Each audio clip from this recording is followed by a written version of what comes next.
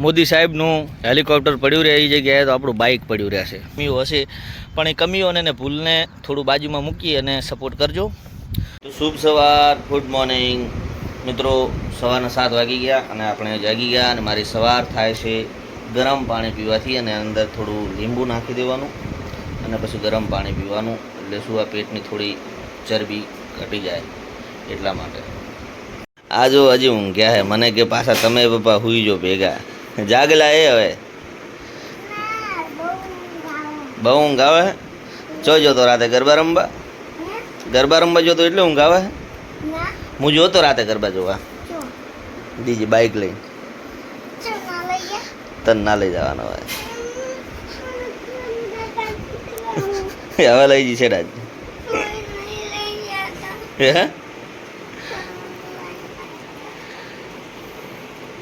નક્ષ માટે આર્મીનો પેન્ટ બનાવવાનો, આર્મીનું કાપડ લાવ્યું હતું તે હવે નક્ષુનું આપણે માપ લઈ લો અને પેન્ટ બનાવી દે. ચેવો પેન્ટ બનાવો હે?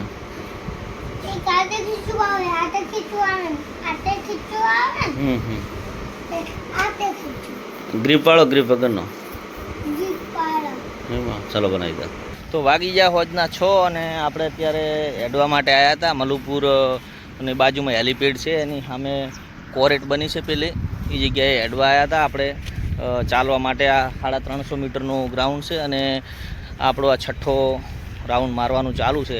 એટલે આપણે 30 દિવસની ચેલેન્જ હતી. સવારના વહેલા ગરમ પાણી પીવાનું, પછી હોજના ચાલવાનું, પાછું ખાઈને ચાલવાનું. એટલે એમ લીધી કે પેટમાં થોડી ચરબી વધી ગઈ, પેટની ચરબી. એટલે પેટ આપણું આયુર્વેદ નહીં કહેતું કે છાતીની બારે પેટ ના જવું પડે, પણ આપણે જતું રહ્યું છે.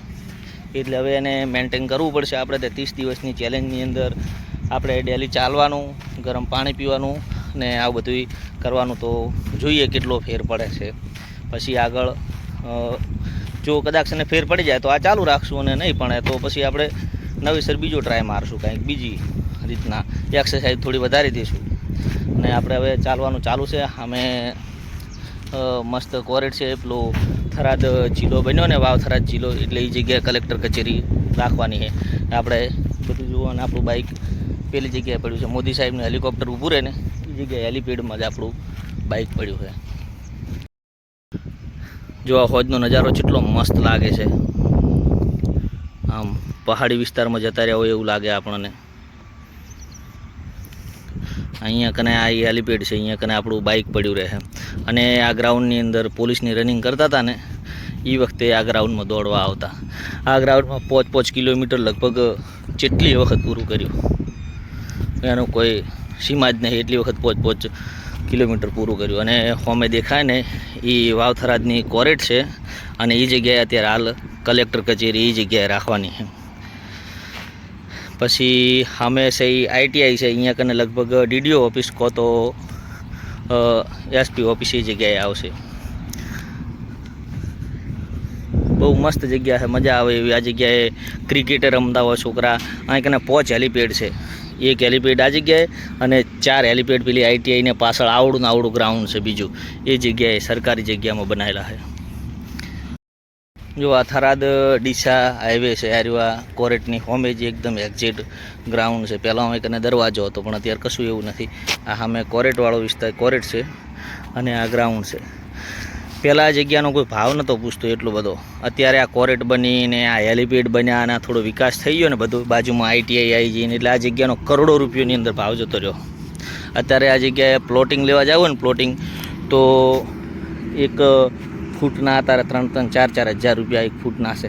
હા મેં પાછી ગૌશાળા આવી ગઈ અને 1 વીઘાની તો વાત જ ના કરો, કરોડો રૂપિયા વીઘો જતો રહ્યો છે.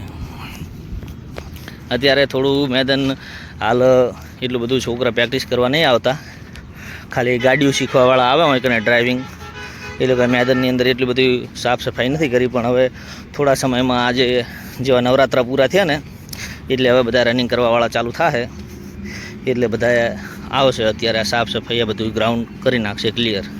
જો અત્યારે તો બધા ઉનાળાની અંદર સિઝનમાં કેરી રસવાળા ગોટલા નાખ્યા આખા.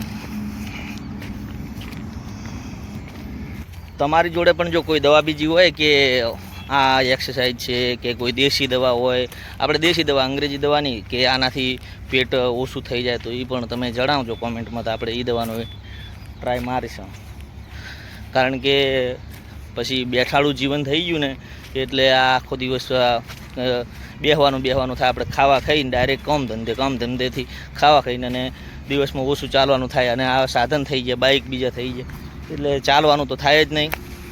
એમાં 2 વર્ષથી તો વધારે પેલું થઈ ગયું, એટલે પેટનો ગ્રોથ મહિને ને મહિને વધવા માંડ્યો. જે હમણાં મહિના પહેલાં માપ્યું હતું એના કરતાં અત્યારે માપ્યું ને તો 1.5 ઇંચ વધી ગયું.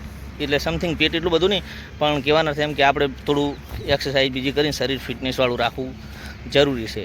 એક્સરસાઇઝ પણ જરૂરી છે, એટલે 2 કામ થાય આપણું. જો આ જુઓ, મોદી સાહેબનું હેલિકોપ્ટર પડ્યું રહે એ જગ્યાએ તો આપણું બાઇક પડ્યું રહેશે. આમ મોદી સાહેબ આ અહીં કને હેલિકોપ્ટર ઉતારે. અત્યારે તો આ હેલિપેડ ઉપર ઓછું ઉતરે છે, પેલી બાજુમાં 4 હેલિપેડ છે, અહીંયા ઉતરે છે. મોદી સાહેબ આવે, અમિત શાહ આવે, પછી મુખ્યમંત્રી આવે, તો એ જગ્યાએ આપણું હેલિકોપ્ટર પડ્યું. આપણા માટે હેલિકોપ્ટર જ કહેવાય ને યાર, આપણા મનના આપણે વડાપ્રધાન ને આપણે મુખ્યમંત્રી.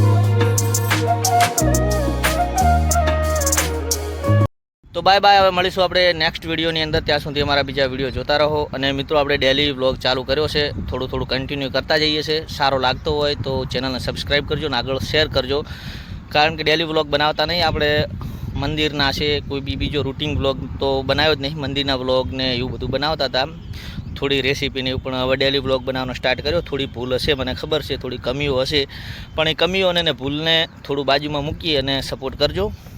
તો જય માતાજી, મળીશું હવે ફરીવાર.